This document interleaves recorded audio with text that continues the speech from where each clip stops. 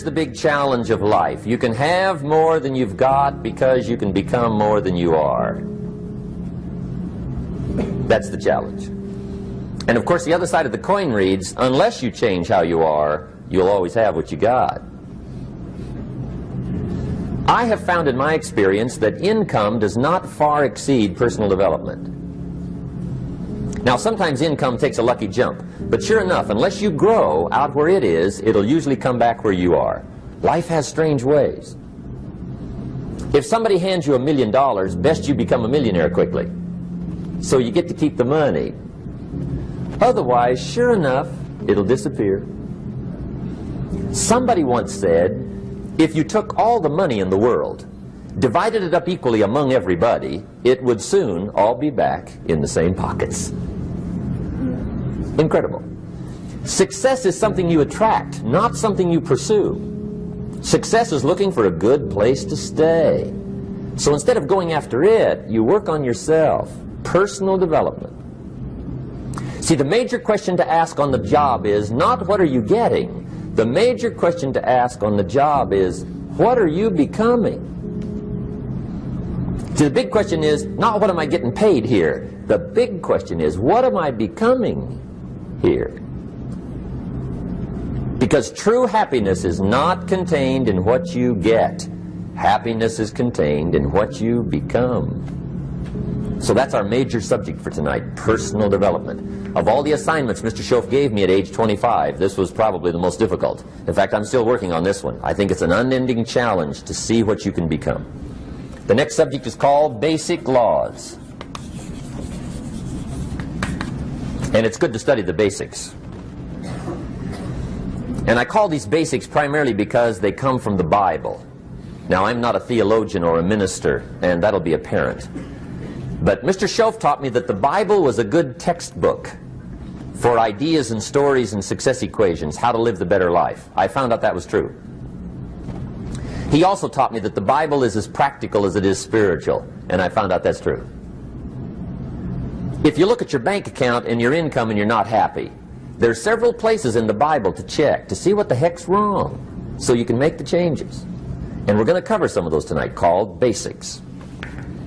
Okay. The next subject is my favorite, setting goals.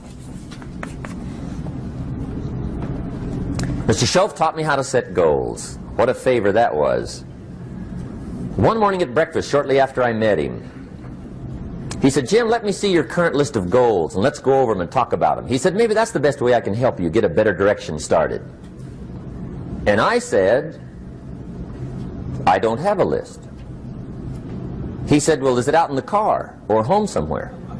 I said, no, sir. I don't have a list anywhere. He said, well, young man, that's where we got to start. He said, I can tell you right now, if you don't have a list of your goals with you, he said, I can guess your bank balance within a few $100s. Which he did. And that got my attention. I said, you mean my bank balance would change if I had a list of goals? He said, drastically. That day I became a willing student how to set goals. And sure enough, learning how to set goals changed my life. And I often wondered why no one had ever taught me how to set goals up until age 25. I went to high school, but if they offered it, I missed it. I went to college for a year, never heard it. I worked for Sears. Really. And to my knowledge, Sears never taught it. Right? How to set goals. So here I am, age 25, married, my family's starting, I've been to college, I'm working, and I still don't know how to set goals. But fortunately, when I was 25, I met the man who taught me how, and it revolutionized my whole life. Economically, socially, personally, it's incredible. So I want to share with you tonight what Mr. Schoaf shared with me, how to set goals. It can be a life changer. Okay. The next subject is the negative part of the seminar. Life is part negative, so we got to talk about the negative. And this subject is called diseases of attitude. Diseases of attitude. There's a lot of things that can wreck your chances to do well. We live in a rather dangerous world, so you got to be not only wise, you got to be careful. Now, attitude diseases are just as bad as physical diseases, right? High blood pressure, heart trouble. I mean, a lot of things will ace your chances to do well. So you've got to be careful. And attitude diseases are deadly. I mean, they'll destroy all the good things you start. Okay? So we'll go through those attitude diseases, how to spot them, how to look for them, what they are, and the cure. And I'm a pro on these because I've had them all, so I can give you excellent advice on these. Now, the last subject we're going to consider tonight is called the day that turns your life around. The day that turns your life around. And under this subject, we're going to talk about the emotions that can change your life. Human beings are emotional creatures, and emotions are powerful for life change. Now, of course, emotions are so powerful they can go either way on you. Emotions can either build or destroy. So you really have to employ emotions properly. We call civilization the intelligent management of human emotions.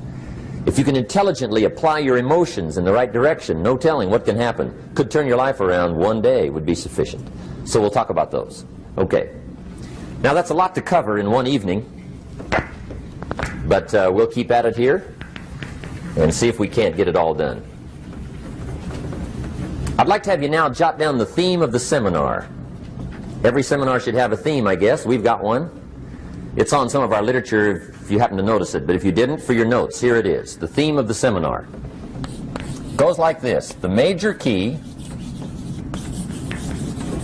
to your better future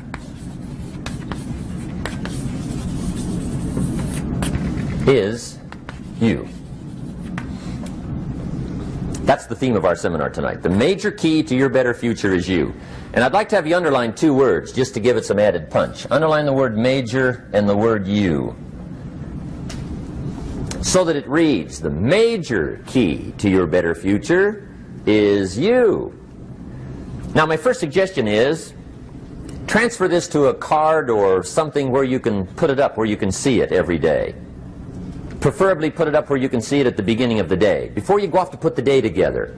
This is a good phrase just to glance at, to keep in mind as you're putting the day together. It's called the silent seminar. If you'll just let this talk to you during the day, I found it to be tremendously helpful. The major key to your better future is you. For a big share of my life now, I didn't have this one quite figured out. Among a lot of things I didn't have quite figured out. Many things used to puzzle me back in those early days. I used to wonder why two people could work for the same company, one make twice as much money. Now, see, that used to puzzle me. And maybe they were the same age, graduated from the same school, live in the same community, work for the same company, with the same products and the same services. They've got the same traffic, the same problems, and one makes $1,000 a month, the other one makes $2,000 a month. Now that was my puzzling question. Why would this long list be the same and the money twice as much? I asked, what's the difference between $1,000 a month and $2,000 a month? And I don't mean $1,000 a month, right? I could figure that out. But what makes the difference? Why would one person do twice as well, 3 times as well? Speaking economically. Now, I know there's more than one way to do well. I understand that. But in this little narrow area called compensation, what's the difference? Well, back then, with my faulty thinking, I'm trying to reason it out. I thought, well, maybe time makes some of the difference, right? Some people do better because they have more time. I used to say, Harold ought to be able to do well. He's got a lot of time. If I had all of Harold's time, I could do well. Now, that's got to be dumb, right? Number one, you can't get somebody else's time. A guy says to me one time, he says, you know, if I had some extra time, I could make some extra money. I said, then forget it. There isn't any extra time. Hey, when the clock strikes 12 midnight, that about wraps it up, right? I mean, you can look around the gongs there for a little more, but it's over. You say to the guy, what are you doing? He says, I'm looking for extra time. See, they'll come and take you away, right? There isn't any more time. Now, if you can't get more time, which you can't, what could you get more of that would make a difference in economic results? And here's the key word. Make it a part of your notes. We're going to consider it tonight. The word is value. And I have a little phrase for your notes. Value makes the difference in results. Value makes the difference. You can't get more time, but you can create more value. Now here's the first lesson of economics. Everybody should learn it from the time they're old enough to understand what a dollar means, how to earn one, how to get one, how to keep one, what to do with it. First lesson of economics. We primarily get paid for value. That's lesson one. Bringing value to the marketplace, that's how you get paid. You don't get paid for the time.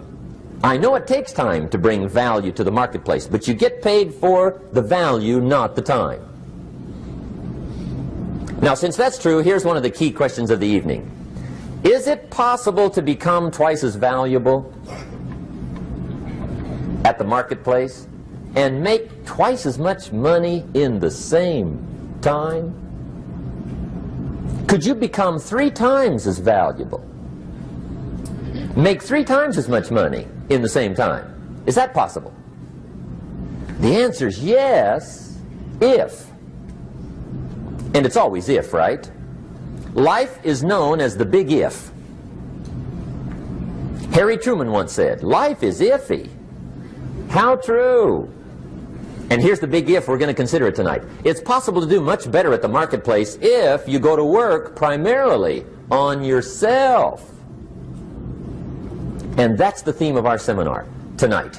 Learning to work primarily on yourself. People have asked me for the last 24 years, how do you develop an above-average income? And the answer is, become an above-average person. Develop an above-average handshake. Some people want to be successful, they don't even work on their handshake. As easy as that would be to start on. They let it slide, they don't understand. Develop an above-average smile. Develop an above-average excitement. Develop an above-average interest in other people. Develop an above-average intensity to win. See, that'll change everything. Probably one of the most frustrating experiences in life is looking for an above-average job with above-average pay without becoming an above-average person. It's called frustration.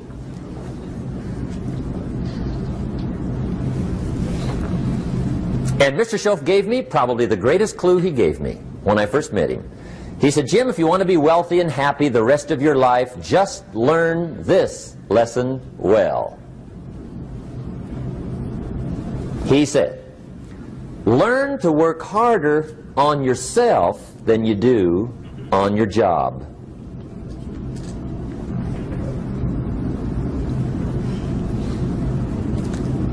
Then Mr. Schoaf gave me probably one of the most important clues among so many things he taught me, but this was in those early days. Mr. Schoaf was very kind, but he was also very abrupt. And he had these interesting questions to ask. I'm giving him a little rundown one day on how things hadn't worked out for me. He said, Mr. Rohn, I've got the answer for you if you will listen carefully. And listen carefully I did that day and for the next 5 years. If somebody's wealthy and happy, you gotta listen. He said, Jim, I've only known you a short time. But he said, it's already my honest opinion that for things to change for you, you've got to change. That wasn't quite the answer I was looking for. But that's the answer he gave me, and I pass it along to you on this warm summer evening in Anaheim, California, 1981. For things to change for you, you've got to change. Otherwise, it isn't going to change. Before I met Mr. Schoaf, I used to say, I sure hope things will change. Right? That seemed to be my only hope. If it isn't going to change, I'm in serious trouble. And then I discovered it isn't going to change, so I'm in serious trouble.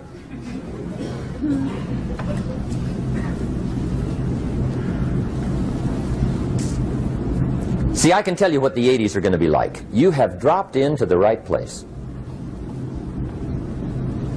I did a seminar one time for Standard Oil executives and management in Honolulu. And we're having a conference one day on this big conference table. And one of them said to me, Mr. Rohn, you know some fairly important people halfway around the world. What do you think the 80s are going to be like? I said, gentlemen, I do know the right people. I can tell you. So they all listened very carefully. And I said, gentlemen, based on my wide experience, I can really honestly say to you, in my opinion, in the 80s, it's going to be about like it's always been. Aren't you glad you came? That's inside. I don't pass that around just everywhere. Now, of course, I said that to make a point, but I also said it because it's accurate. It's going to be about like it's always been. It isn't going to change. The tide comes in, and then what? It goes out. For 6,500 years that we know of, recorded history, and probably long before that. So it is not going to change. It gets light, and then what? It turns dark. 6,500 years. See, it's not likely to change. And we're not to be startled by that. If the sun goes down, the guy says, what's happened, what's happened? It means he hasn't been here long, I guess, right? It always goes down about this time. The guy says, well, I don't like that arrangement. Well, you got to talk to somebody besides me, right? It gets light, then it turns dark. In rotation, the next season after fall is what? Winter. Pray tell, how often does winter follow fall? Every year regularly for the last 6,500 that we know of. See, it is not going to change. Now, some winters are long, and some are short, and some are hard, and some are easy, but they always come right after falls. It isn't going to change. Sometimes you can figure it out, sometimes there's no way to figure it out. Sometimes it goes well, sometimes it gets in a knot. Sometimes it sails along, sometimes it gets in reverse. See, that's not going to change. The last 6,000 years reads like this: opportunity mixed with difficulty. That's how it reads. It isn't going to change. The man says, well, if it isn't going to change, how will my life ever change? Answer, when you change. And whether I'm talking to high school kids or business executives, my message is always the same. And it goes like this: the only way it gets better for you is when you get better.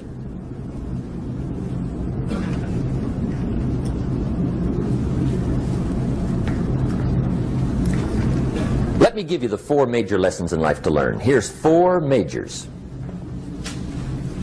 It's good to study the majors. In our weekend seminar we teach, some people don't do well because they major in minor things.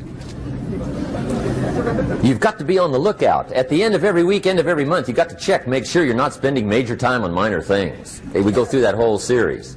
Majors and minors. Now, let me give you 2 phrases before we get to the 4 majors. This will set it up and you'll see where I'm going. 2 key phrases for your notes. Here's the first one. Life and business is like the changing seasons. That's the first phrase. Life and business is like the changing seasons. One of the best ways to describe life, it's like the seasons. Frank Sinatra sings, life is like the seasons. Now here's the second phrase. Very important. You cannot change the seasons, but you can change yourself. You can't change the seasons, but you can change yourself. And see, that's how life gets better for you, not by chance, but by change. Now, here's the 4 major lessons in life to learn. I've got my first book finished, came out a couple of weeks ago. This is in it, the 4 major lessons in life to learn. Here they are. Number 1, learn how to handle the winters. That's lesson 1. They come right after falls, with regularity. Some are long, and some are short, and some are hard, and some are easy, but they keep coming. You must learn to handle the nights. They come right after days. You must learn to handle difficulty. It comes right after opportunity. You must learn to handle recessions. They always follow progressions. For the last 6,000. See, it isn't going to change. The lesson you must learn is how to handle it. And there's all kinds of winters, right?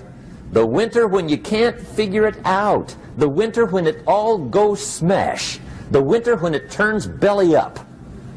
The winter when it won't work, when you've run out of money and you've got a broken heart. See, those are winter times. There's all kinds. Economic winters, social winters, personal winters. When your heart is smashed in 1,000 pieces and the nights are unusually long, your prayers seem to go no higher than your head. It's wintertime. Barbra Streisand sings, "It used to be so natural to talk about forever, but used to be's don't count anymore. They just lay on the floor till we sweep them away. You don't sing me love songs, and you don't say you need me, and you don't bring me flowers anymore." A song of winter. But see, the disappointments come. Those are normal. That's part of life. But the question is, how do you handle it? How do you handle the coming winters and the disappointments and the down times? Well, you can't get rid of January by tearing it off the calendar. But here's what you can do. You can get stronger, you can get wiser, and you can get better. The winters won't change, but you can. And that's how life changes for you. See, before I understood, when it was winter, I used to wish it was summer. I didn't understand. When it was hard, I used to wish it was easy. I didn't know. And then Mr. Schoaf gave me a part of his very unique philosophy when he said, "Don't wish it was easier, wish you were better." See, that triggered my whole life change. Don't wish for less problems, wish for more skills. Don't wish for less challenge, wish for more wisdom. That's the key. So that's lesson one, learn how to handle the winters. Here's lesson two, learn how to take advantage of the spring. That's the second one. Spring is called opportunity. And spring follows winter. What a great place for it. If you were going to put it somewhere, that'd be the place to put it, right after winter. And pray tell, how often does spring follow winter? Every year with regularity, 6,000. You can almost count on it. See, opportunity always comes. Days follow nights. Isn't that terrific? Opportunity follows difficulty. But here's what you must learn to do. Underline these two words in that key phrase. Take advantage. Underline those two. You must learn to take advantage of the spring. See, just because spring rolls around is no sign you're going to look good come fall.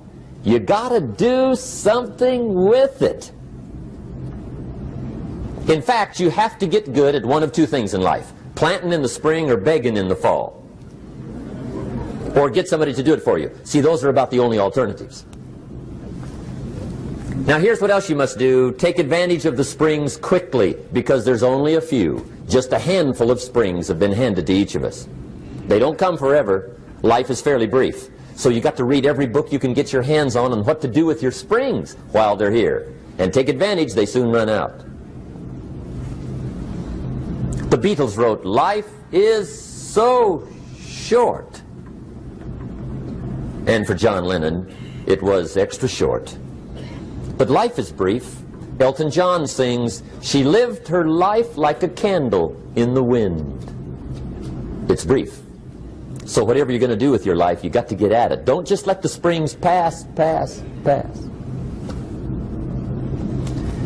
Here's the third major lesson in life to learn. Learn how to protect your crops all summer. You got to take care of what you start. Sure enough, as soon as you've planted your garden in the spring, the busy bugs and the noxious weeds are out to take it. And here's the next bit of truth. They will take it unless you prevent it. And that's the third major skill to learn. You've got to learn to prevent the intruder from taking all the good you start. It's one of the challenges. Here's two key phrases under number 3. First one, all good will be attacked on this planet. Maybe not the next one we get to, but on this one, all good will be attacked. Every garden will be invaded. Not to think so is naive. And here's the second phrase. All values must be defended. Political values, social values, community values, family values, marriage values, friendship values, business values. Every garden must be tended all summer. Third major lesson. Now here's number 4. Fourth major lesson in life to learn. Learn how to reap in the fall without complaint. Learn to reap come harvest time without complaint. Take full responsibility for what happens to you. It's one of the highest forms of human maturity, accepting full responsibility. It's the day you know you've passed from childhood to adulthood, the day you accept full responsibility. And another note, learn to reap in the fall without apology. Without apology if you do well, and without complaint if you don't. That's maturity. I used to have that long list of reasons why I wasn't doing well. To explain. You got to explain, right? Otherwise you're going to look bad. I used to have this funny list called Reasons for Not Looking Good.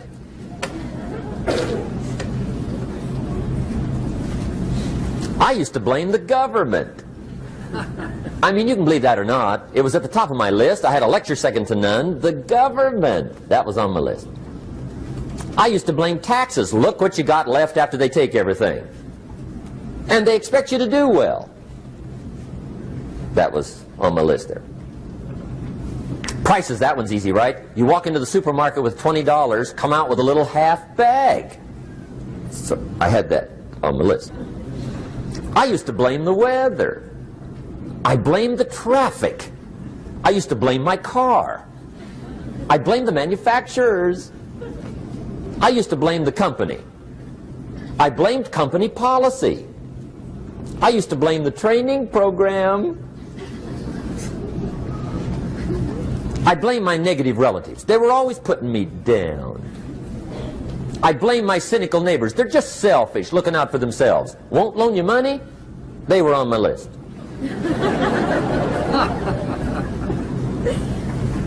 I used to blame the economy. I blamed the community. That's a pretty good list for not doing well, isn't it? I thought it was good.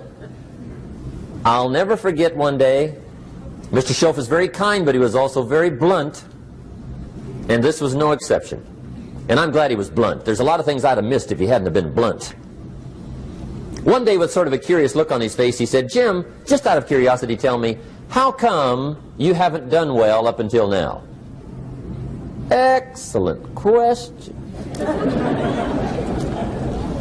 I thought, well, so I won't look too bad, I'll go through my list. And this list I just gave you, I put that on him. And he was very patient. He let me go through the whole thing, the government, the weather. I went through this whole thing. When I finished, he looked my list over very carefully. He said, "Mr. Rohn, big problem with your list. You ain't on it." How brilliant.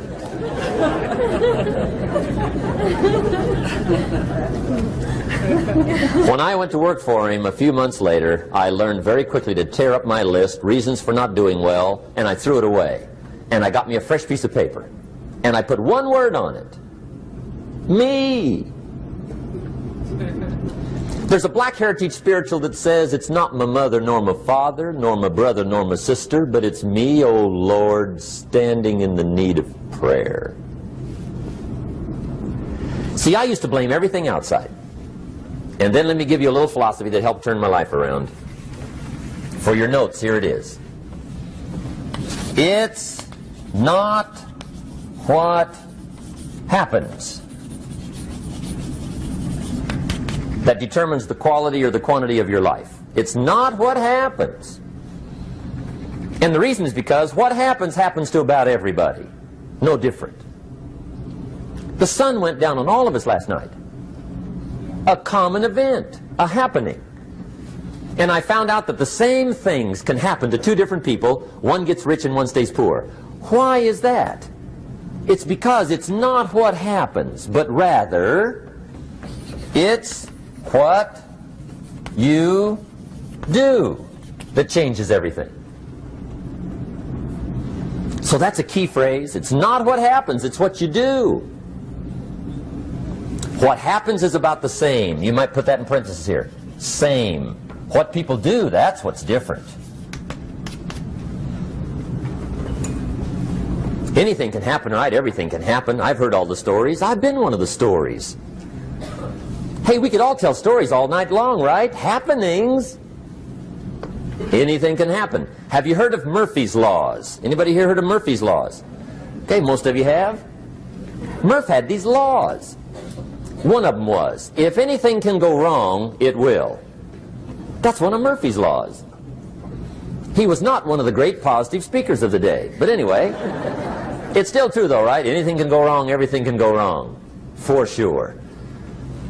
I've fallen out of the sky so many times. Once to the tune of a couple of million. Devastating. Took me a while to survive that one. Now, it wasn't all that much, but it was all I had. Right? I mean, that's when it's much, right? When it's all you got. If you got 3, 2 go, you got 1 left, you ain't looking that bad. But when it all goes, has anybody been there when it all went? Anybody? Come on, the rest of you liars. Go ahead. Hey, we've all been there, right? When it all went. Of course, it used to be a long time ago, right? When you ran out of money, got to 0, you were all through. Heck, now you can whistle right on by 0, right? I mean, they will bury you. That's what they will do.